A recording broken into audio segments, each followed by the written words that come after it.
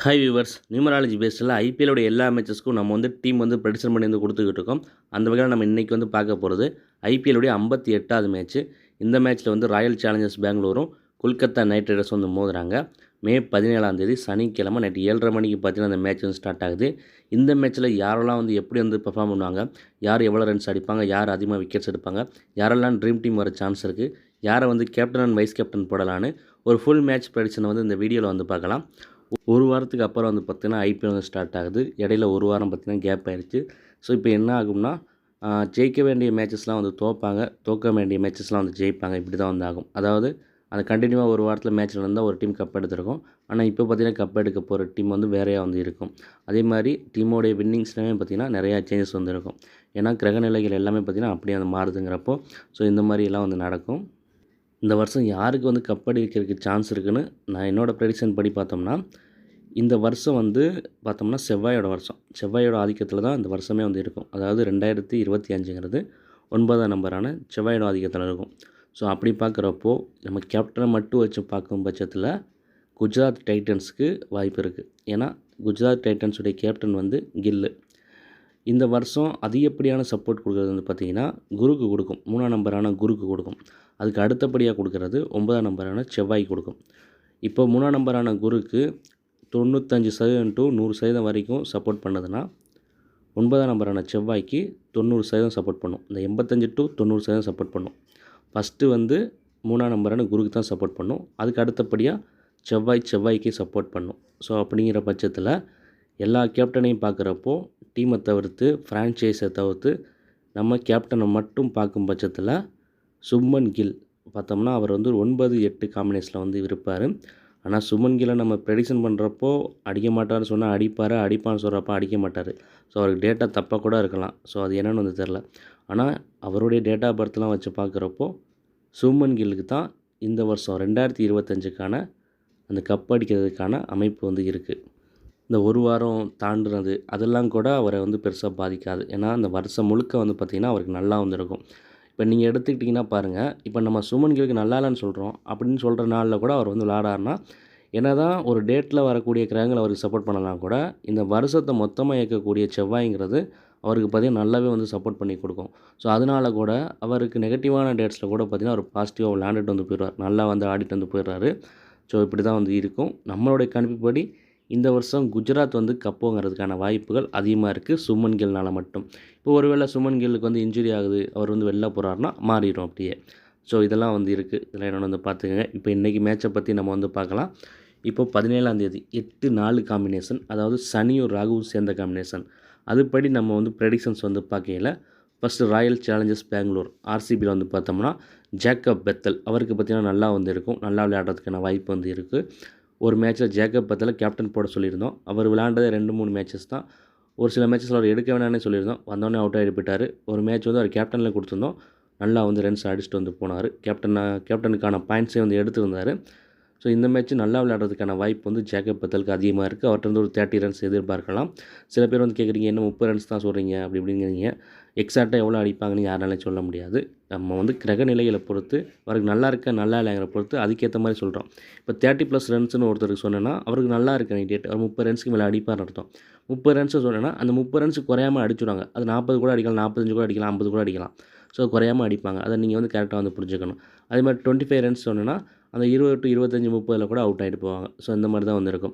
ஒரு சில நாள் நம்ம சொல்கிறது கரெக்டாக தான் நடக்கும். இப்போ கடைசியாக நடந்த மேட்ச்சை பார்த்திங்கன்னா ஒருத்தர் 25 ரன்ஸ் அடிப்பான்னு சொல்லி கரெக்டாக 25 அவுட் ஆகிட்டு போனார். ஸோ இந்த மாதிரிலாம் இருக்கும். ஸோ இதெல்லாம் நல்லா புரிஞ்சுக்கிட்டிங்கன்னா மட்டும் போதும். நெக்ஸ்ட்டு பார்த்தோம்னா விராட் கோலிக்கு நல்லாயிருக்கும் இந்த மேட்ச்சு. 30+ ரன்ஸ் கண்டிப்பாக அடிச்சுடுவார். நல்லா விளையாடுறதுக்கான வாய்ப்பு இருக்குது. அடுத்ததாக பார்த்தோன்னா மயங்க் அகர்வால் பார்த்தோன்னா ஒரு எக்ஸலண்ட்டான பிளேயர்னு சொல்லணும். அவர் பஞ்சாப் கிங்ஸில் இதுக்கு முன்னாடி ஒரு 2-3 வருஷத்துக்கு முன்னாடி இருந்தார். அந்த டைம்லலாம் ஓப்பனிங் அவரும் கேஎல் ராகுலும் இறங்குவாங்க. அடி பிரித்து கட்டிட்டு போயிடுவார். சூப்பரான ஒரு பேட்ஸ்மேன். ஆனால் அவருக்கான வாய்ப்பு கொடுக்கவே மாட்டாங்க. இந்த வருஷம் ஐபிஎல்லில் அன்சோல்டு ஆகிட்டார். இப்போது பார்த்திங்கன்னா ரீப்ளேஸ்மெண்ட் பிளேயரை பார்த்திங்கன்னா ராயல் சேலஞ்சர்ஸ் பெங்களூருக்குள்ளே வந்திருக்காரு. இவர் டேரெக்டாக பிளேயிங் லெவலில் வருவார்னு சொல்லியிருக்காங்க. ஸோ மயங்க் அகர்வால் ப்ரெடிக்ஷன் எடுத்திருக்கேன். ஆனால் இந்த மேட்ச்சில் இன்றைக்கி டேட்டில் மயங்க் அகர்வால் ஆடுவார்னு பார்த்தோம்னா அவ்வளோ ஆடுறதுக்கான வாய்ப்பில் அவர் கொஞ்சம் சுமாராக தான் இருக்கும். அடுத்தது பார்த்தோம்னா ரஜத் பட்டிதார் இந்த மேட்ச் ஒரு டீசெண்டான பெர்ஃபார்மன்ஸ் கொடுக்கறதுக்கான வாய்ப்பு வந்திருக்கு. ஓரளவுக்கு அடிச்சிடுவார். ஒரு 25 to 30 ரன்ஸ் அந்த மாதிரி அடிக்கிறதுக்கான வாய்ப்பு வந்திருக்கு. அடுத்ததாக பார்த்தோம்னா ஜித்தேஷ் சர்மா அவர்கிட்ட வந்து ஒரு 25 ரன்ஸ் வந்து எதிர்பார்க்கலாம். நெக்ஸ்ட்டு குர்னால் பாண்டியா 1லேருந்து 2 விக்கெட் எடுக்கிறதுக்கான சான்ஸ் வந்து இருக்குது. அடுத்ததாக பார்த்தோம்னா டிம் டேவிட் அவருக்கு கொஞ்சம் சுமாராக வந்து இருக்கும். அடுத்ததாக பார்த்தோன்னா ரோமாரியா சேப்படு 1 விக்கெட் எடுக்கிறதுக்கு சான்ஸ் இருக்குது. புவனேஸ்வர் குமார், யாஸ் தயால், சுயா சர்மா இவங்கெல்லாம் பார்த்தீங்கன்னா 1 விக்கெட் தான் எடுக்கிறதுக்கு சான்ஸ் இருக்குது. அதாவது பார்த்திங்கன்னா இது ஒரு காமனான ப்ரெடிக்ஷன் சரிங்களா. இப்போதைக்கு ஒட்டுமொத்தமாக ப்ரெடிக்ஷன்ஸ் வந்து பார்க்குறப்போ இப்படி தான் வந்து சொல்ல முடியும்.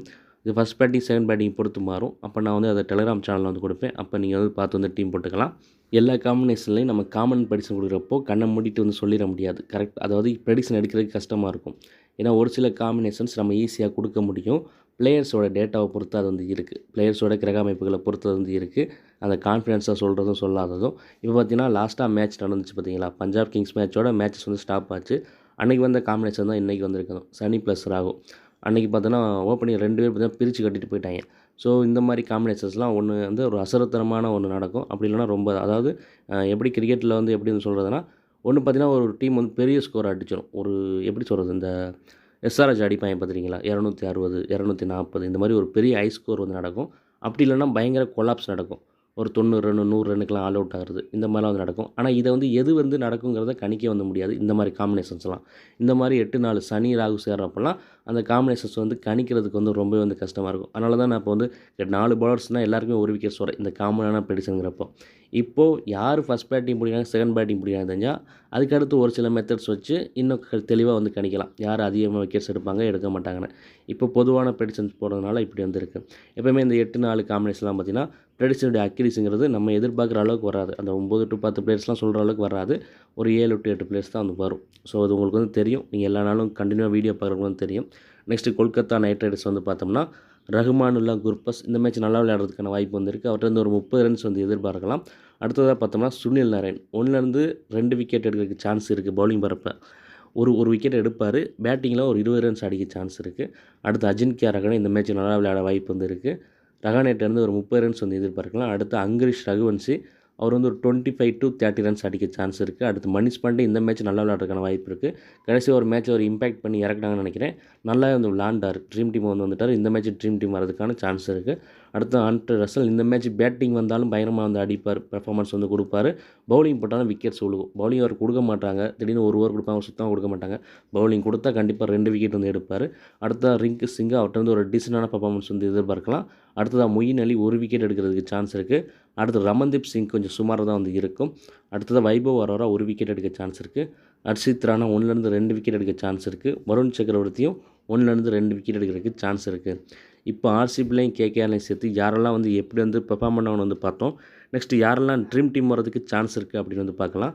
அதுபடி பார்க்குறப்போ Jacob Bethel, Virat Kohli, Rajat Patidar, Krunal Pandya, Bhubaneswar Kumar, Rahmanullah Gurbaz, Sunil Naren, Ajinkya Rahane, Manish Pandey, Andre Russell, Harshit Rana, Varun சக்கரவர்த்தி இவங்கெல்லாம் பார்த்தீங்கன்னா ட்ரீம் டீம் வரதுக்கு பாசிபிலிட்டி இருக்கக்கூடிய பிளேயர்ஸ். இப்போ சில பேர் வந்து கேட்குறீங்க, இப்போ நான் புவனேஸ்வர் குமார் ட்ரீம் டீம் வருவான்னு சொல்லியிருக்கேன். அதே நேரம் ரஹ்மானுல்லா குர்பஸ், சுனில் நரேன் 2 பேருமே ட்ரீம் டீம் வருவான்னு சொல்லியிருக்கேன். சில பேர் இதை வந்து கேட்குறாங்க கமெண்டில், எப்படி இவர் வந்து பவர் பிளேயில் பவுலிங் போடுவார், அவங்க 2 பேர் பவர் பிளேயில் பேட்டிங் முடிப்பாங்க, அவங்க நல்லா விளையாடுவாங்கன்னா ஒரு விக்கெட் எடுக்க மாட்டார், இவர் விக்கெட் எடுத்தால் அவங்க நல்லா விளையாட மாட்டார், இது எப்படி சொல்கிறீங்கன்னு சில பேர் வந்து கேட்குறாங்க. புரிஞ்சிக்க மாட்டீங்களா என்னென்னு வந்து தெரியலை. நான் இப்போ கொடுக்குறது வந்து ஒரு காமனான ப்ரெடிக்ஷன் தான் வந்து சொல்கிறேன். அதுபடி போகிறப்போ நல்லா இருக்க பிளேயர்ஸை காமனாக வந்து கொடுத்துருவேன். அந்த ஃபஸ்ட் பேட்டிங் செகண்ட் பேட்டிங்கை பொறுத்து மாற்றிடுவேன். இப்போ ஃபஸ்ட் பேட்டிங்னா புவனேஸ்வர் குமார் விக்கெட் எடுப்பாருங்கிற மாதிரி இருக்கும். அப்போ அங்கிட்ட ஒரு ஆளை கழட்டி விடலாம். இப்போ செகண்ட் பேட்டிங்னு வரப்போ செகண்ட் பவுலிங் போகிறாங்கன்னா அவங்க ரஹ்மானுல்லா குர்பஸ், சுனில் நரேன் நல்லா விளையாட மாதிரி இருக்கும். புவனேஸ்வர் குமார் விக்கெட் எடுக்கிறதுக்கு சான்ஸ் இருக்காது. அப்போ கம்மி பண்ணுவேன். அப்படியே இல்லைனாலும் இப்போ 2 பேருக்கு நல்லா இருக்குன்னு வச்சுக்கோங்க. என்ன ஆகும்னா குர்பஸும் நரேன் வந்து பேட்டிங்கில் ஃபஸ்ட்டு 2 ஓவரில் பொலன்னு பொழந்தாங்கன்னா புவனேஸ்வர் குமாருக்கு பேலன்ஸ் 2 ஓவர் கொடுக்கவே மாட்டாங்க. 1 ஓவர் போடுவார், இல்லை 2 ஓவர் போடுவார். அதோடு நிப்பாட்டிட்டு அதுக்கப்புறம் 16 ஓவருக்கு மேலே 1 ஓவர் கொடுப்பாங்க. டெத்தில் 1 ஓவர் கொடுப்பாங்க. ஸோ இதெல்லாம் வந்து நடக்கும். இப்போ என்ன ஆகும்னா ரஹ்மானுல்லா குர்பஸ், சுனில் நரேன் 2 பேருமே பேட்டிங் ஆடிடுவாங்க, ரன்ஸ் அடிச்சுடுவாங்க, ட்ரீம் டீம் வந்து வந்துடுவாங்க. புவனேஸ்வர் குமார் ஃபஸ்ட்டு ஓவர் இல்லை 2வது ஓவரில் அடி வாங்குவார். ஆனால் பார்த்தீங்கன்னா அந்த 11 ஓவருக்கு அப்புறம் கடைசியில் போடக்கூடிய அந்த 2 ஓவரில் பார்த்தீங்கன்னா விக்கெட்ஸ் எடுத்து அவரும் ட்ரீம் டீம் வந்து வந்துடுவார். நீங்கள் எத்தனை மேட்ச் பார்த்துருப்பீங்க இது மாதிரி. ஃபஸ்ட் அதாவது ஒரு பவுலர் வந்து பவர் பிளேயில் பவுலிங் போகிற ஒரு பவுலரு பவர் பிளேயில் வந்து அடி வாங்குவார். ஆனால் பார்த்தீங்கன்னா, அவருக்கு அதுக்கப்புறம் ஓவர் கொடுக்காம இருக்கப்பறம் கண்டிப்பாக டெத்தில் ஓவர் கொடுப்பாங்க. அப்படி இல்லை அந்த 16 ஓவருக்கு மேலே ஒரு ஓவர் கிட்ட வந்து கொடுப்பாங்க. அப்போ அவர் வந்து விக்கெட் எடுப்பார். ஸோ இதெல்லாம் நடந்திருக்கு. ஸோ இதெல்லாம் பார்க்குறீங்க, தெரிஞ்சுக்கிட்டே எதுக்கு இப்படி வந்து கமெண்ட் பண்ணுறீங்கன்னு வந்து தெரியல. நெக்ஸ்ட் யாரெல்லாம் ஒரு டீசெண்டான பெர்ஃபார்மன்ஸ் கொடுப்பாங்க அப்படின்னு வந்து பார்க்கலாம். அதுபடி பார்க்குறப்போ ஜித்தேஷ் சர்மா, யஷ் டயால், அங்கிரிஷ் ரகுவன்சி, மொயின் அலி, வைபவ் அரோரா இவங்கெல்லாம் பார்த்தீங்கன்னா ஒரு டீசெண்டான பெர்ஃபார்மன்ஸ் கொடுக்கறதுக்கான சான்ஸ் வந்து இருக்குது. நெக்ஸ்ட் யாரை வந்து கேப்டன் அண்ட் வைஸ் கேப்டன் போடலாம் அப்படின்னு வந்து பார்க்கலாம்.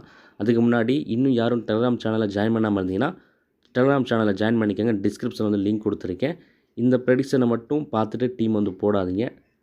7 மணிக்கு அப்புறம் டாஸ் போட்டதுக்கப்புறம் அதில் நான் என்ன கொடுக்குறேன் என்ன சொல்கிறேங்கிறதையும் பாருங்கள். அப்போ தான் பார்த்தீங்கன்னா நீங்கள் ஒரு நல்ல டீம் போட்டு வின் பண்ண வந்து முடியும். வின்னிங் ப்ரெடிக்ஷன்ஸ் வேணுங்கிறவங்க இந்த மேட்ச்சுக்கு டெலகிராம் ஐடிக்கு வந்து மெசேஜ் பண்ணுங்கள். அதுவும் பார்த்தீங்கன்னா டிஸ்கிரிப்ஷனில் வந்து கொடுத்துருக்கேன். அப்புறம் நம்ம இப்போ சொல்லியிருக்கக்கூடிய ப்ரெடிக்ஷனுங்கிறது இந்த 22 பிளேயர்ஸை மட்டும் வச்ச ப்ரெடிக்ஷன் தான். இதில் சேஞ்சஸ் வரும் பட்சத்தில் இதோட அக்யூரஸிங்கிறது கம்மியாக இருக்கான வாய்ப்பு வந்திருக்கு. அதையும் வந்து புரிஞ்சுக்கோங்க. நெக்ஸ்ட் வந்து யாரை வந்து கேப்டன் அண்ட் வைஸ் கேப்டன் போடலாம் அப்படின்னு வந்து பார்க்கலாம். அதுபடி பார்க்குறப்போ Jacob Bethel, Virat Kohli, Rahmanullah Gurbaz, Andre Russell இவங்க 4 பேரையும் கேப்டன் வைஸ் கேப்டனாக போட்டு நான் சொன்னதெல்லாம் வச்சு ஒரு டீம் வந்து ஃபார்ம் பண்ணி வந்து போட்டிங்கன்னா ஒரு நல்ல ப்ரைஸ் வந்து வின் பண்ணலாம். நீங்கள் புதுசாக சேனலில் வந்து வீடியோ வந்து பார்க்குறவங்க மறந்துடாமல் நம்ம சேனலை வந்து சப்ஸ்கிரைப் பண்ணி வச்சுக்கோங்க.